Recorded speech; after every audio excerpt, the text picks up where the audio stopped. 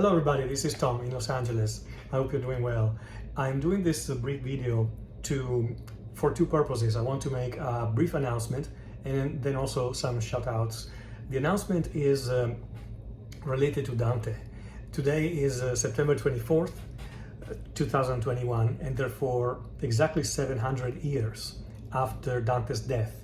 Dante died on the night, deep in the night in fact, of September 24th of the year 1321, and from the church side there have been a lot of statements of affection and love for him, for his work, and all of this, remember the fact that it is fitting from a Christian point of view that he died of the day when we as Christians commemorate the triumph of the Holy Cross, which is in line with Dante's Christian goals with his incredible masterwork. So rest in peace, Dante, and this is really my little reflection that I'm making today for him. But the announcement is for, I would say, look out for a video that I'm gonna make with Jennifer Brooks, another great booktuber. She is in fact another big lover of Dante. She's made some great videos about that are related to the Divine Comedy, what kind of books to read in order to prepare to read the Divine Comedy, etc., etc. And so we are planning to make this video this coming Friday and probably publish it either Friday night or Saturday, we'll see. Closely related to, as closely as we could, to this anniversary of today, September 24th. And we will share with you some of the hundreds of initiatives around the world that people are diving into and creating to celebrate the life and the work of this incredible genius of the Italian Middle Ages and Renaissance. So it's an exciting opportunity to even realize how much all around the world people are doing crazy things. Like, for example, I just read recently that a copy of the Divine Comedy is being sent out into space, which is crazy. So that means that if some kind of asteroid comes to Earth, everything will be destroyed, but the Divine Comedy will still be safe, flying out in space, which is really unbelievable.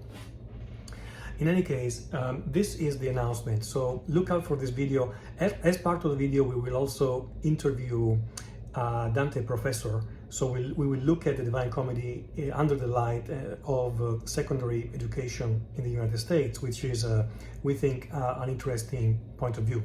As for the second part of this short video, I would like to shout out, or maybe more than anything else, send a big, huge thanks to first, all of you guys who have been following this insane project that I started last year of making 100 videos about each of the cantos of the Divine Comedy, with explaining, as somebody who's not an academic, as much as I can, the ins and outs and the underlying meaning of each canto, and scratching the surface very, very honestly.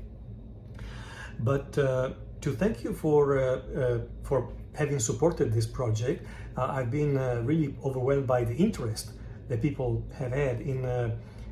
I feel almost like I have a pleasure and a mission at the same time of spreading Dante's works in the Anglophone world, in the Anglo world, and for the little that I can. So this has really been so far a great pleasure. We are now at Canto 22 of Purgatorio, and the entire project will probably complete around the beginning of next year at some point when we get to the end of Paradiso.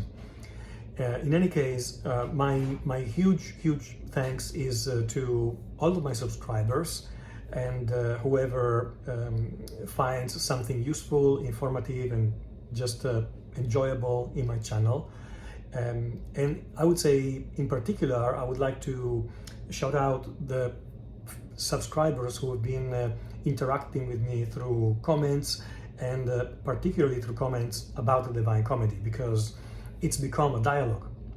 This reminds me of a famous episode of the Twilight Zone, which aired in 1959, that was called, the title of it, I think it was Time Enough at Last, but I'm going to link it below.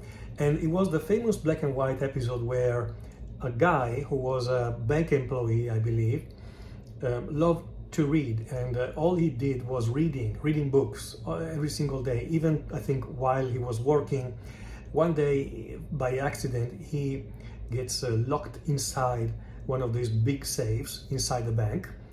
Outside in the world, a huge nuclear war explodes, and he finds himself to be the very last human being alive. He comes out in the ruins of civilization. There's nobody else. There is a huge library still standing, and he's very happy because all he can do now is read. He prepares his glasses on his face and starts reading, and then he trips, and the glasses fall, and they break.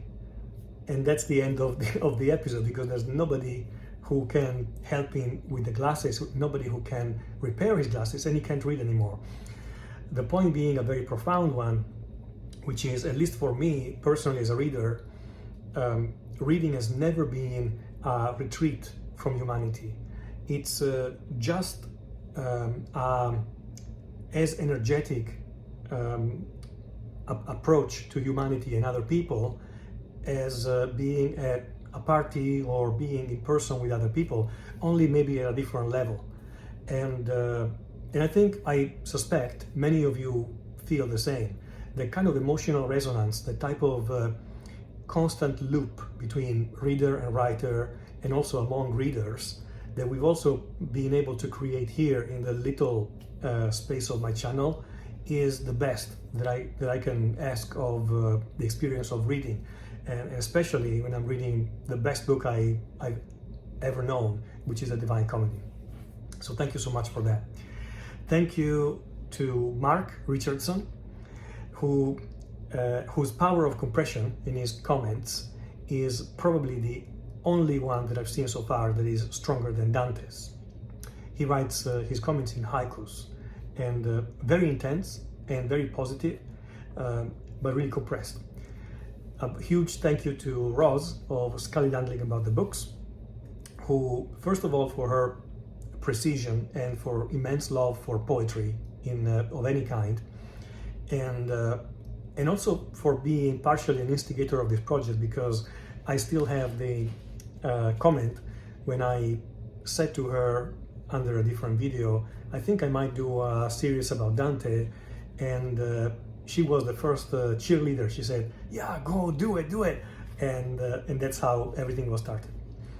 A huge thanks to Joseph O'Malley for his great love of poetry, great love of Dante, and for his funniest comments, really witty and funny comments. And also a huge thanks to Two Title Track for her great love of poetry, for her great love of Dante, and for the funniest and wittiest comments that I found under my videos. Huge thanks to Goro Vidal for his passion for Italian literature in particular, and for his love for comics and visual arts, given that visual arts are so closely linked with Dante.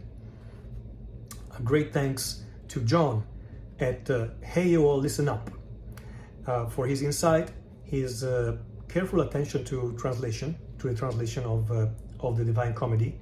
I believe he's been reading the Hollander and Longfellow translation, and for his questions, his passion for the Divine Comedy, and also in particular for fantasy and the blurry line between fantasy and science fiction, and for his love for Pierce Anthony. I promise, John, that I'm gonna read Pierce Anthony sooner or later. Great thanks to Pai of the channel Attention. Pai is just erudite, creative, Renaissance man in any type of way, and just a wonder as somebody to communicate and interact and discuss about the Divine Comedy.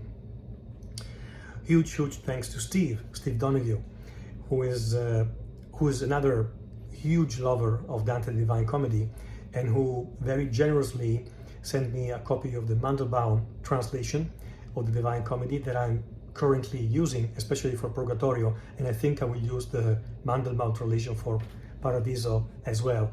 And for all his shout-outs from his incredible YouTube channel, and for his guidance as well. Great thanks to Richard Emerson, who basically could teach the Divine Comedy for how much he knows about Dante and how much he loves it and has reread it more than 20 times probably by now. Molte grazie. Great thanks to Hester Dunlop. I'm always appreciating Hester's theological insight. She's very careful about the Christian and theological points that Dante makes, especially in Purgatorio, and makes me look at things and tercets and cantos in completely new ways that I hadn't thought about before. As I always say, I probably look at 30–40% of anything that a canto is saying, no more than that. And big thanks to Lee Cantor, and the recommendation of related books related to Dante the Divine Comedy that Lee has been recommending over the last months. Thanks so much for that. Another big thank you to Ursula of Ursula's Odds and Sods. She's also a writer, and she loves Dante very much. In fact, today, as a commemoration and celebration of Dante's anniversary, on her channel she's done a great reading of Canto 1 in medieval Italian vernacular, so congratulations for that. That's pretty brave. Christina of Knitting Books, etc. Thank you so much for being one of the few, if not maybe the only one that I've seen here whose mother tongue is a Latin-based language, which is Portuguese, from Lisbon. And so we had a lot of conversations about some terms that Dante uses that somehow strangely made it into maybe Portuguese, but not into Italian, or maybe into English. And those conversations I really love, about the technicality of language. And we tend to also have a similar taste in reading too. So thank you, Christina. Alan of Big Heart Books and Classics, his explosive, generous personality has been with us from the very beginning. A big thanks to Alan as well, and his sense of humor and passion for Dante. Faith of Faith and Books, she's another one who, like me and like Christina and like Hannah, has been attracted by the theological points that Dante makes more and more as we approach Paradiso, and for her great insights into the cantos that we've been commenting together. So thank you for that. And finally, but not finally, because I'm only quoting some of the people who commented, and I apologize to the others because there will be too many. My real thank yous to everyone is to Jason Harrigan, who is in Ireland, and who is also a passionate lover of the Divine Comedy and everything that the Divine Comedy represents, let's say, within the Christian tradition. Thanks again. This is continues to be a pleasure for me, and I really find that the real multiplier, the real life-affirming value of the Divine Comedy is in us people, not in the work themselves. Once again, I've never seen books as something of a pure escape or a retreat from reality and from people. It's simply a way to connect, maybe even deeper or better, with other people, and to find that resonance, which I believe we all really love, being book lovers. So thank you very much again. I look forward to our video on Friday together with Jennifer Brooks. Bye.